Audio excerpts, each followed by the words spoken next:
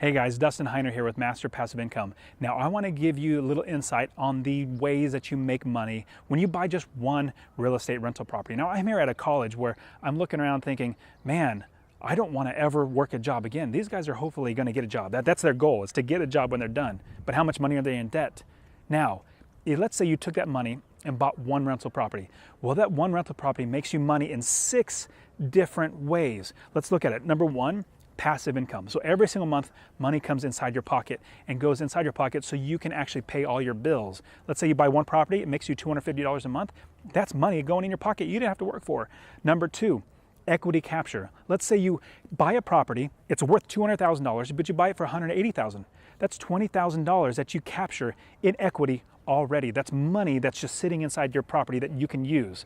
Another one is forced appreciation. So let's say you buy the same house, it's worth $200,000, you buy it for $180,000, but you put 5, 10, maybe let's say round it up, $10,000. You put $10,000 into the property, more out of your pocket, so it's a total of $190,000 into the property, but the value goes up from $200,000 to $220,000 because it's a better property. More people want to buy it. So that's forced appreciation.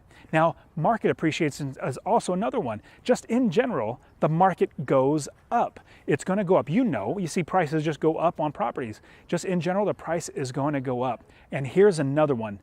Mortgage buy down, or you basically are paying down your mortgage. See, as you make your mortgage payment, you pay principal as well as interest.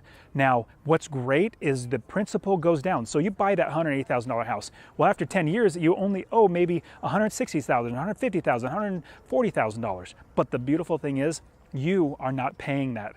Your tenant is paying that. Your tenant is paying it so that you can actually have the mortgage come down. You buy it for $180,000, but they're paying off the rest of the property. They're paying off the rest of that balance, and they're also paying the interest. They're paying the taxes. They're also paying all the expenses.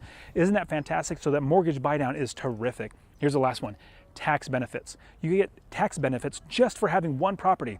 It's seen as a business by the IRS. So you can write off your cell phone bill, you can write off your home office, you can write off your expenses for traveling, driving around, conferences to build your business better. You can write all that off and get tax breaks. You can also do a 1031 exchange where you sell one property, keep that money, instead of paying taxes on that money, buy another property. That another property then makes you more money. Then you do it over and over again. You can defer that over and over again. So those are the 6 ways. We have passive income, you have equity capture, you also have forced appreciation, market appreciation, mortgage buy down, you also have tax benefits.